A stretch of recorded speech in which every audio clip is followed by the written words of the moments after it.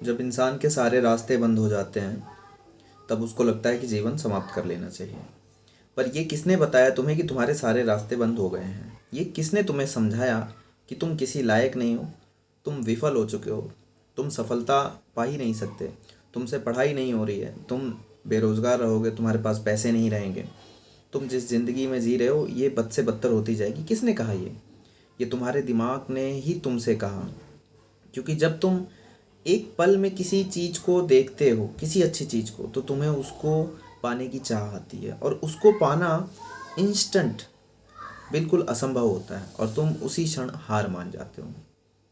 जब हम कोशिश करते हैं तो हम हार जाते हैं, हम थक जाते हैं। तुम भी कोशिश करते हो, हार जाते हो, थक जाते हो, कहानी ख़त्म हो जाती है। पर कभी तुमने इस हार की कंटिन्यूटी को बढ़ाया आगे? एक बार, दो बार, तीन बार, चार बार? कभी तुमने प्रतिदिन काम किया, पढ़ाई करी कि आज भी करेंगे, कल भी करेंगे, परसों भी करेंगे और जब तक नहीं होगा तब तक करेंगे? ये मेंटेलिटी अपने दिमाग में डाली? नहीं डाली ना। तुम सिर्फ मोटिवेशन वीडियोस, स्ट्रेटजी, मैनिफेस्टेशन, कोई जादुई ट्रिक, कोई बुक, कोई कोर्स, सिर्फ इसी झमेले में फंसे रहते हो। क्यों फंसे रहते हो? एक सिंपल सा रूल समझो इस दुनिया का। सिंपल सा रूल है कि जो चीज़ तुम्हें चाहिए, जो एग्ज़ाम तुम्हें क्लियर करना है, जो नौकरी तुम्हें चाहिए, जितने पैसे तुम्हें चाहिए, वो तुम्हारे यहाँ पे सेट होना चाहिए, वो तुम्हारे यहाँ चलना चाहिए। कुछ भी चीज़ रैंडमली इस दुनिया में नहीं हो रही है। कुछ भी नहीं हो रहा है। तुम किसी और को देख के रैंडमली जीना बंद करो कि ये भी फॉर्म भर देंगे, वो भी कर देंगे, ये एग्ज़ाम आया है तो ऐसे पढ़ लेंगे, वो कर लेंगे, ये कर लेंगे। कुछ रैंडमली नहीं होता है। कभी तुमने मशीन देखी है चलते हुए? बहुत सारी वीडियोस तुमने यूट्यूब पे देखी होगी कि बहुत अच्छा लगता है देखने में। मशीन से कोई चीज़ बन रही है, कोई चीज़ रोटेट हो रही है, या फिर गाड़ी चल रही है, उसका उसका टायर देखोगे ना, बहुत अच्छा लगता है घूमता हुआ।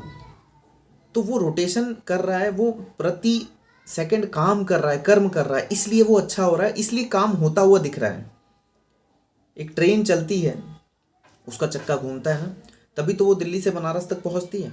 चक्का अगर स्थिर रहेगा, थोड़ा बहुत घूमेगा, कभी ज़िंदगी में पहुंच पाएगा वो वहां तक? नहीं। अगर वो बिल्कुल स्लो स्पीड में घूम रहा है, अच्छा भी नहीं लगेगा और बहुत लंबा समय लग जाएगा उसको दिल्ली से बनारस तक जाने में। बहुत लंबा समय लगेगा। उसी तरीके से आप जो कर्म करते हो, काम, पढ़ना, पेन चलाना, लिखना, सवाल बनाना, तुम धीरे धीरे करोगे। हो सकता है लंबा समय लगे, लेकिन उसको कंटिन्यू करना पड़ेगा। और अंदर से चाह कब आती है? जब तुमसे काम होने लगता है, जब तुम पढ़ाई करते हो, थोड़े सवाल बनने लगते हैं, चीज़ें समझ में आने लगती है, तब तुम्हारे अंदर से और इंटरेस्ट आता है, तुम उस काम को करते हो, पढ़ाई करते हो। अब तुम एक ही दिन में लेके बैठ जाओ कि बस मुझसे पढ़ाई नहीं हो रही है, मुझे मन नहीं लग रहा है, तो इसका कोई भी दवाई नहीं है, इसकी कोई भी इलाज नहीं है इस दुनिया में। इस बीमारी का कोई भी तोड़ है ही नहीं। तुम्हें शुरू करना ही पड़ेगा, अपने अंदर से अपने आप को तोड़ के बाहर निकलना पड़ेगा। वरना फिर पड़े रहो इस गरीबी में, पड़े रहो इस लाचारी में। कोई तुम्हें निकालने नहीं आएगा, कोई तुम्हारे मन को शांत करने नहीं आएगा। सब तुम्हें व्याकुल करने के लिए यहाँ आए हैं। तुम्हें बोलेंगे तेरे बस की नहीं है, तू बहुत पैसे बर्बाद कर चुकी, चलो तुम्हारी अब शादी ब्याह कर देते हैं, तुम निकलो यहाँ से, तुम इस लायक ही नहीं हो। घर परिवार समाज दोस्ती यारी में सब जगह तुम एकदम दबे कुचले रहोगे, तुम्हारी कोई वैल्यू नहीं रहेगी। क्यों नहीं रहेगी? क्या तुम इंसान नहीं हो? तुम अगर आज अभी इसी वक्त एक महीने में लगभग, तुम्हारे पास बहुत समय है, एक महीने में लगभग लगभग 40,000 से ज़्यादा मिनट होता है। एक सवाल को बनाने में 1 मिनट 2 मिनट लगेगा। तुम 40,000 में से सिर्फ 10,000 मिनट को जोड़ो कि प्रति 10,000 मिनट में तुमने लगातार पढ़ाई करी है, 10,000 सवाल तुमने करे हैं एक महीने में। कर सकते हो? पॉसिबल है?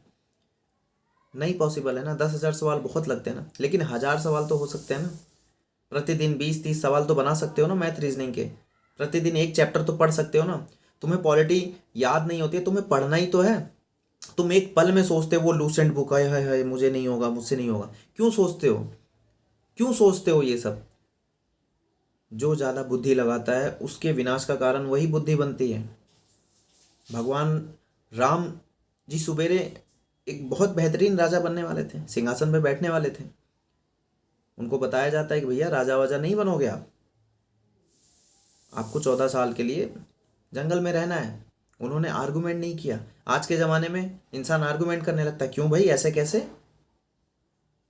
उन्होंने दिमाग नहीं लगाया, निकल गए। इसीलिए आज हम उनको भगवान राम कहते हैं।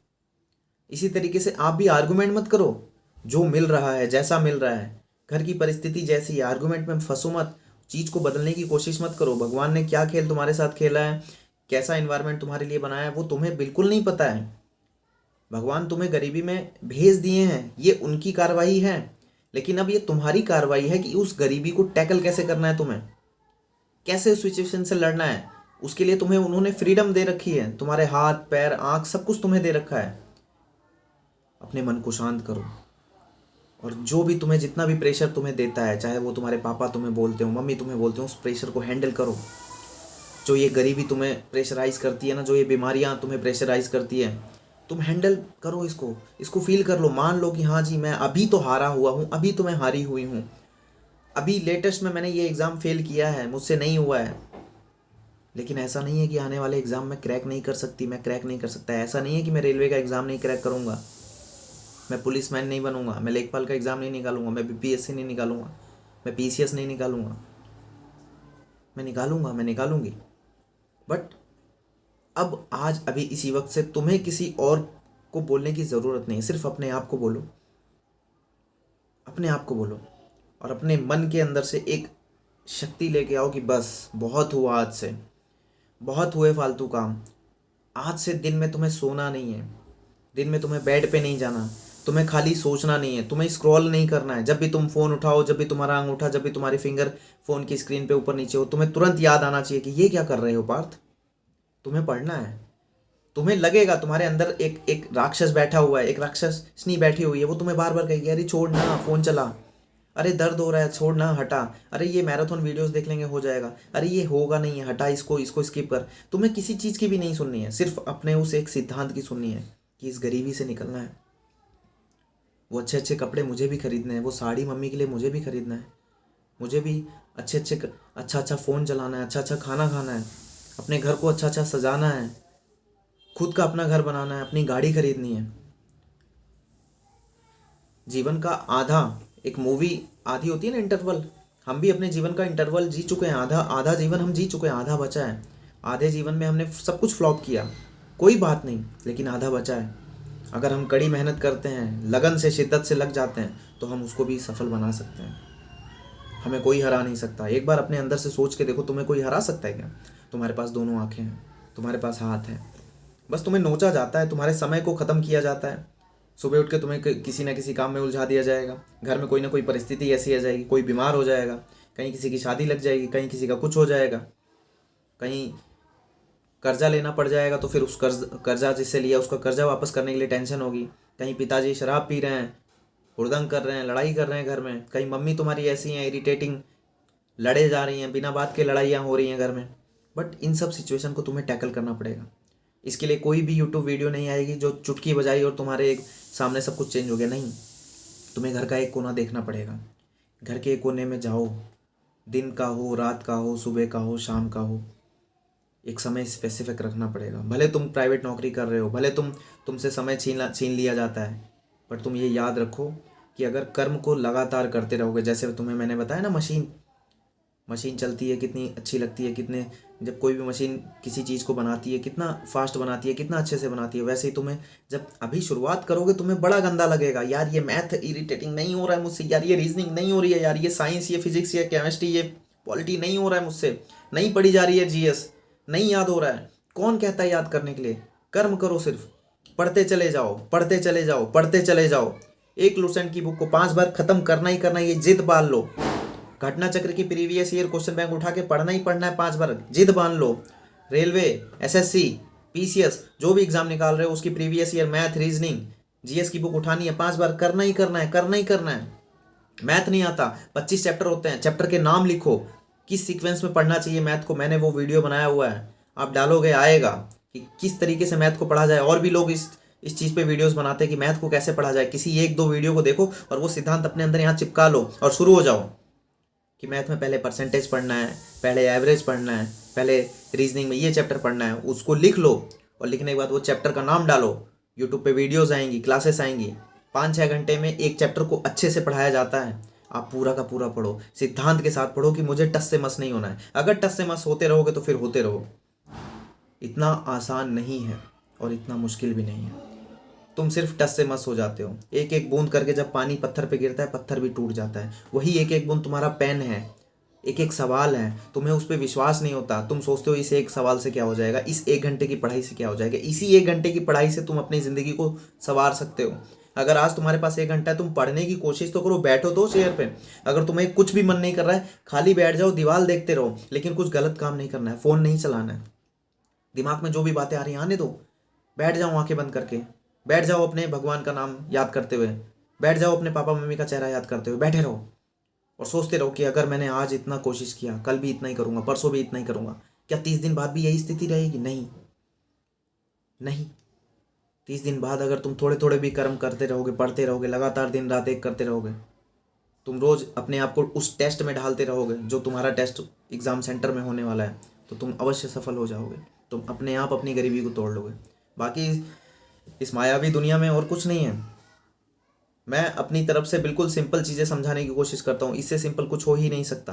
अब तुम चाहो कि कोई अच्छा मोटिवेशन वीडियो मिले, कोई एडिटिंग वाला बढ़िया मिल जाए, तो फिर देखते रहो। यहाँ पे सब मायावी हैं, सब माया के पीछे पड़े हुए हैं। कोई नहीं चाहता कि हम किसी इंसान को अच्छे से समझा दें, कोई नहीं चाहता।